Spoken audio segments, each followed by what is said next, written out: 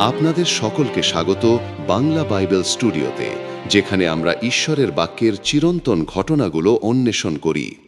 আজ আমরা যাত্রা করছি প্রাচীন জিহুদিয়ায় এক শক্তিশালী ঘটনার দিকে, যা বিশ্বাসকে চ্যালেঞ্জ করেছিল, বিতর্ক সৃষ্টি করেছিল এবং পৃথিবীর প্রকৃত আলোকে প্রকাশ করেছিল।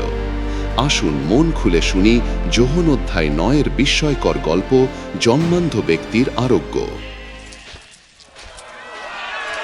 এটি ছিল ব্যস্ত একদিন জেরুসালেমে। যিশু তার শিষ্যদের নিয়ে ধুলোমাখা রাস্তায় হেঁটে যাচ্ছিলেন, ভিড়ের সঙ্গে কথা বলছিলেন ও শিক্ষা দিচ্ছিলেন। তখন তারা এক ব্যক্তিকে দেখতে পেলেন রাস্তার ধারে বসে আছে। শহরের সবাই তাকে চিনত, কারণ সে জন্মান্ধ। তার চোখ কখনো বাজানের রঙিন দৃশ্য দেখেনি, প্রিয়জনদের মুখ দেখেনি, এমনকি শহরের উপরে দাঁড়ানো মহিমান্বিত মন্দিরও না। অন্ধকারই ছিল তার জীবনের শুরু থেকে শেষ পর্যন্ত সঙ্গী। শিষ্যরা সে সময়ের অন্য অনেকের মতো তার দুঃখের কারণ খুঁজতে চাইল। তারা যিশুকে জিজ্ঞাসা করল, রব্বি, কে পাপ করেছিল, এই মানুষ নাকি তার পিতামাতা, যে সে জন্মান্ধ হয়ে জন্মেছে? তাদের প্রশ্ন সেই প্রচলিত ভুল ধারণার প্রতিফলন, প্রতিটি কষ্টই নাকি সরাসরি পাপের শাস্তি। কিন্তু যিশু অসাধারণ জ্ঞানে তাদের ভ্রান্তি ভেঙে দিলেন। তিনি বললেন, না এই লোক পাপ করেছে, না তার পিতামাতা, কিন্তু সে জন্মান্ধ হয়েছে যেন তার মধ্যে ঈশ্বরের কাজ প্রকাশ পায়। যতদিন দিন আছে, যিনি আমাকে পাঠিয়েছেন, আমাদেরকে তার কাজ করতে হবে। রাত আসছে, তখন কেউ কাজ করতে পারবে না। যতক্ষণ আমি পৃথিবীতে আছি, আমি পৃথিবীর আলো। তারপর যিশু অপ্রত্যাশিত কিছু করলেন। তিনি মাটিতে থুথু ফেললেন, কাদা তৈরি করলেন এবং সেই কাদা তার চোখে মাখালেন। কল্পনা করুন মানুষটির অনুভূতি, বিভ্রান্তি, সামান্য আশা, হয়তো সন্দেহ। এরপর যিশু বললেন, যাও, শিলোহের পুকুরে গিয়ে ধুয়ে ফেলো। সে বিন্দু মাত্র দ্বিধা না করে গেল। হয়তো কারো সাহায্যে হোঁচট খেতে খেতে পৌঁছল পুকুরে। ঠান্ডা জলে চোখ ধুয়ে ফেলল এবং জীবনে প্রথমবার সে দেখল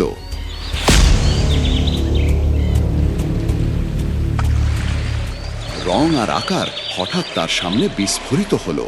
নীল আকাশ, সবুজ গাছ, মানুষের মুখ, নিজের হাত। সে আরোগ্য লাভ করেছে। আনন্দে ভরে উঠল, আর তাকে আর কেউ পথ দেখাতে হলো না।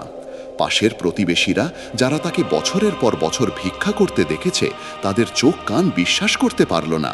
এ কি সেই লোক নয় যে ভিক্ষা করত? কেউ বলল। অন্যরা বলল, না, ও শুধু তার মতো দেখতে। কিন্তু সে আনন্দে ঘোষণা করল, হ্যাঁ, আমিই সেই লোক। তারা জিজ্ঞাসা করল, তোমার চোখ কেমন করে খুলল? সে সহজে বলল, যে লোককে যিশু বলে, সে কাদা তৈরি করে আমার চোখে মাখল। তারপর বলল, শিলোহে গিয়ে ধুয়ে ফেলো। আমি গিয়ে ধুলাম, আর এখন আমি দেখছি। এই খবর দ্রুত পৌঁছে গেল ধর্মীয় নেতাদের, ফরিসীদের কাছে। সেদিন ছিল সাব্বাত, বিশ্রামের দিন, আর আরোগ্য করা তাদের দৃষ্টিতে ছিল কাজ। তারা লোকটিকে সামনে আনলো। জিজ্ঞাসাবাদ শুরু হলো। বারবার প্রশ্ন করল, কিভাবে তোমার চোখ খুলল? সে ধৈর্য ধরে বারবার তার গল্প বলল। ফরিসীদের মধ্যে বিভেদ দেখা দিল। কেউ বলল, এই লোক ঈশ্বরের কাছ থেকে নয়, কারণ সে সাব্বাত মানেনি। আবার কেউ বলল, পাপী কি এমন চিহ্ন করতে পারে? তারা আবার সেই লোকটির দিকে ঘুরল। তুমি কি বলছো তার সম্বন্ধে, যেহেতু সে তোমার চোখ খুলে দিয়েছে? লোকটি সাহসের সঙ্গে বলল, তিনি একজন ভাববাদী। তারা বিশ্বাস করতে রাজি হলো না যে সে জন্মান্ধ ছিল আর যিশু তাকে সুস্থ করেছে। তাই তারা তার পিতামাতাকে ডাকল, জিজ্ঞাসা করল, এ কি তোমাদের ছেলে? সে কি জন্মান্ধ ছিল? এখন কিভাবে দেখতে পাচ্ছে?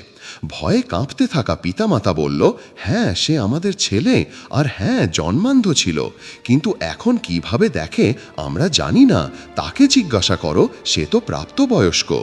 ফরিসীরা আবার তাকে ডাকল। তাকে ভয় দেখিয়ে বলল, ঈশ্বরকে মহিমা দাও, আমরা জানি এই লোক পাপী। কিন্তু লোকটি অবিচলিত ছিল। সে বলল, তিনি পাপী কিনা আমি জানি না। একটা কথা আমি জানি, আমি অন্ধ ছিলাম, এখন দেখতে পাচ্ছি। সে সাহস করে তাদের চ্যালেঞ্জ দিল, কেন বারবার শুনতে চান? আপনাদেরও কি তার শিষ্য হতে ইচ্ছে করছে?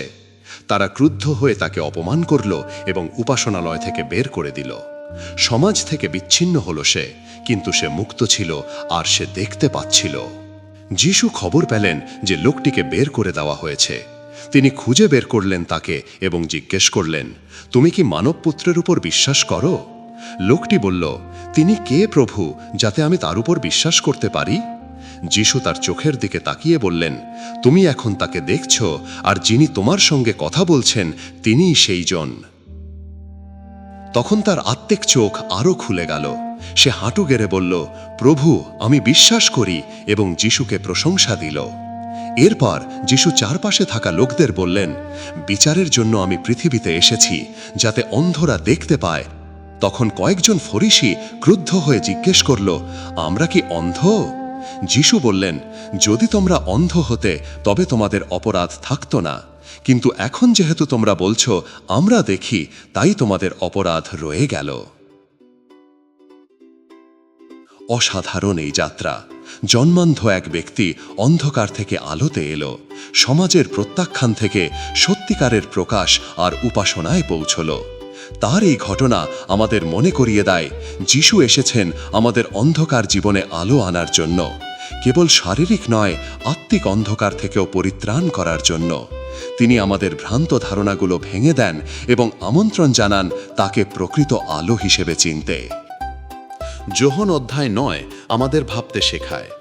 কখনো আমরা শিষ্যদের মতো দ্রুত বিচার করে বসি বা কষ্টের মানবরূপী কারণ খুঁজি, অথচ হয়তো ঈশ্বর সেই কষ্টকেই ব্যবহার করছেন তার মহিমা দেখানোর জন্য। আমাদের জীবনে বা আশেপাশের মানুষের জীবনে কোথাও কি আমরা আত্মিকভাবে অন্ধ? ঈশ্বরের কাজ কি আমরা মিস করছি কারণ আমরা নিজেদের ধারণায় আঁকড়ে আছি? নাকি জন্মান্ধ লোকটির মতো আমরা প্রস্তুত যিশুর কথায় ভরসা করে বিশ্বাসে চোখ খুলতে? আসুন আমরা যিশুকে তার প্রকৃত রূপে দেখি আর প্রশংসা করি। বাংলা বাইবেল স্টুডিওর সঙ্গে থাকার জন্য ধন্যবাদ। আমরা প্রার্থনা করি যোহন অধ্যায় 9 এই গল্প আপনাদের আশীর্বাদ করুক। আবার দেখা হবে বাইবেলের আরেকটি অনুপ্রেরণাদায়ক যাত্রায়।